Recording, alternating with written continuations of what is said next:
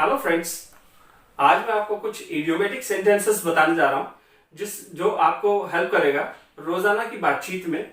और ये सेंटेंसेस इतने इजी हैं कि आप जैसे ही एक सिचुएशन बनती है उस सिचुएशन के अकॉर्डिंग अपने सेंटेंस को यूज कर सकते हैं। तो देखिएगा, पहला जो सेंटेंस मैं बोलने जा रहा हूँ आपको, डोंट पफ मी अप, मुझे चढ़ाओ मत। ऐसा बोलते हैं, मुझे चने के झाड़ पे मत चढ़ाओ, डोंट पफ मी अप। कोई व्यक्ति किसी की तारीफ करे जा रहा है और वो तारीफ अगर तारीफ है तो ऐसा बोलते हैं, thank you, thanks for your compliment. आपकी टिप्पणी के लिए, आपके इस विशेष वाक्य के लिए धन्यवाद। और अगर आपको लगे कि तारीफ कुछ बढ़ चढ़ कर ही हो रही है, कुछ ज्यादा ही हो रही है, जैसे कोई किसी को बटरिंग कर रहा होता है, अगर कोई किसी को बटरिंग कर रहा है तो समझ जाते हैं व्यक्ति की ये तो ज्यादा ही तारीफ हो रही है, तो आप ऐसे बोल सकते हैं, डोंट पफ मी अप, मुझे चने के झाड़ पे मत चढ़ाओ। राइट? देखिएगा दूसरा sentence, small fry. Small fry का मतलब होता है नाचीज होना। I am just a small fry, मैं एक नाचीज हूं। स्मॉल फ्राई, फ्राई एक मछली को बोलते हैं जो छोटी सी होती है। I am a small fry, I am just a small fry. Next देखिएगा, लाफिंग स्टॉक। स्टॉक का मतलब होता है माल का भंडारण।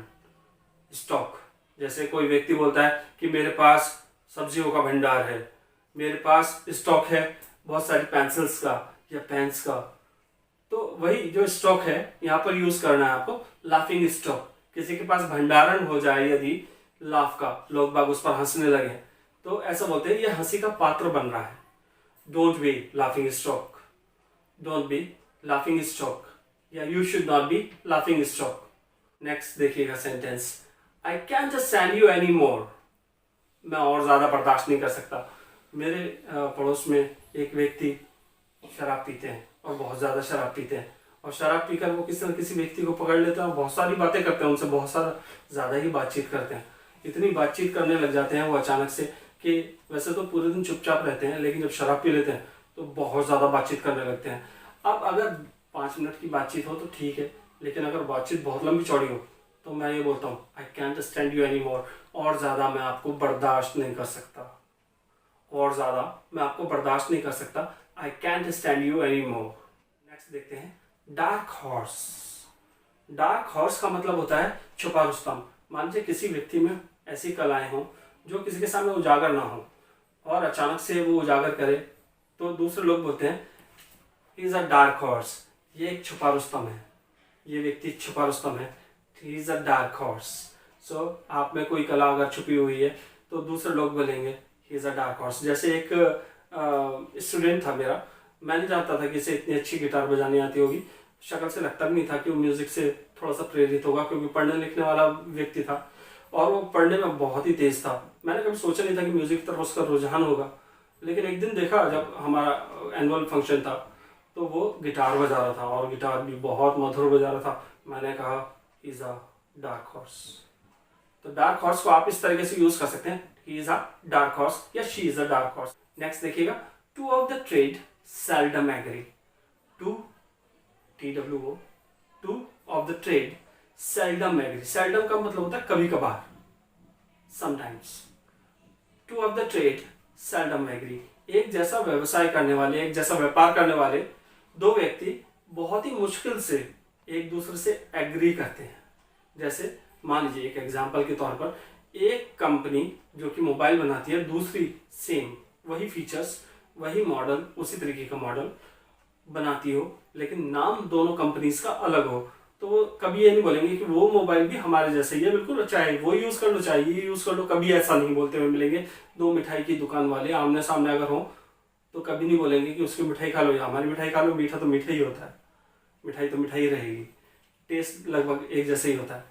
तो ऐसा बोलते हैं, two of the trade seldom agree, बहुत ही कम एग्री करते हैं, एक दूसरे से सहमत होते हैं। एग्री करना मतलब सहमत होना, बहुत ही कम एक दूसरे से सहमत होते हैं। सो देखिएगा next, he outsmarted you. Outsmart करना मतलब ही आउट स्मार्टेड यू, उसने आपको स्मार्टनेस से निकालकर बाहर कर दिया। कोई व्यक्ति है बहुत स्मार्ट बन रहा था, तो उसने दूसरे व्यक्ति ने स्मार्टनेस से निकालकर बाहर कर दिया, आउट स्मार्टेड यू। स्मार्टनेस से बाहर कर देना। नेक्स्ट देखिएगा, आई एम बिट इंडिस्पोज टुडे। इंडिस्पोज होना मतलब तबीयत नासाज होना। जैसे कभी तबीयत खराब हो जाती है, गर्मी से सर्दी, सर्दी से गर्मी में अगर मौसम चेंज हो रहा हो तो थोड़ी तबीयत सी खराब होने लगती है, तो ऐसा बोलते हैं मेरी तबीयत थोड़ी सी नासाज है, मेरी तबीयत थोड़ी सी खराब है, तो इसे बोलते हैं I am bit indispose today. Indisposed, I am bit indispose today. So देखिएगा, आप अपने बारे में बता सकते हैं मैं थोड़ा सा बीमार हूं, मैं थोड़ा सा इल हूं। और नेक्स्ट सेंटेंस देखिएगा कितना लाजवाब है, he is talk of the town. Talk of the town यानी कि चर्चाओं का विषय है। आजकल वो बहुत चर्चाओं में है, जैसे कोई बहुत नामचीन व्यक्ति आजकल बहुत ज्यादा चर्चाओं में है, तो उसे बोलते हैं he is talk of the town. मान लीजिए किसी एक व्यक्ति विशेष के बारे में लगातार बातचीत हो रही है, न्यूज़पेपर में भी आ रहा है, टीवी में भी आ रहा है व्यक्ति के बारे में, और सब लोग उसके बारे में बातचीत कर रहे हैं। जैसे कोई भी एक नेता सोच लीजिए, उन नेता बार बार टीवी पर और न्यूज़ में हाईलाइट हो रहा है, तो आप ऐसा बोल सकते हैं he is talk of the town now days. Now days मतलब आजकल। नेक्स्ट देखिएगा, it's 9 days wonder. It is 9 days wonder, 4 दिन की चांदनी फिर अंधेरी रात। एक इडियम है हिंदी में, 4 दिन की चांदनी होना। 4 दिन की चांदनी है फिर अंधेरी रात। मान लीजिए कोई प्रोडक्ट ऐसा है जो कि फेक है, नकली है, तो शुरू में तो बहुत अच्छा लगता है, कितना अच्छा और कितना स्मूथ चल रहा है, लेकिन बाद में खराब हो जाता है। अब वो हमें पता है कि 2-4 दिन ही चलेगा और उसके बाद फिर वो फिर खराब हो जाएगा। तो ऐसा बोलते हैं 4 दिन की चांदनी फिर अंधेरी रात। मान लीजिए कोई एक बिगड़ैल बच्चा बहुत अच्छा बन के दिखा रहा है, बहुत ही अच्छा करके दिखा रहा है कोई काम, तो हमने कहा यार डाउट है इस पर, कहीं ऐसा ना हो कि ये 4 दिन की चांदनी हो।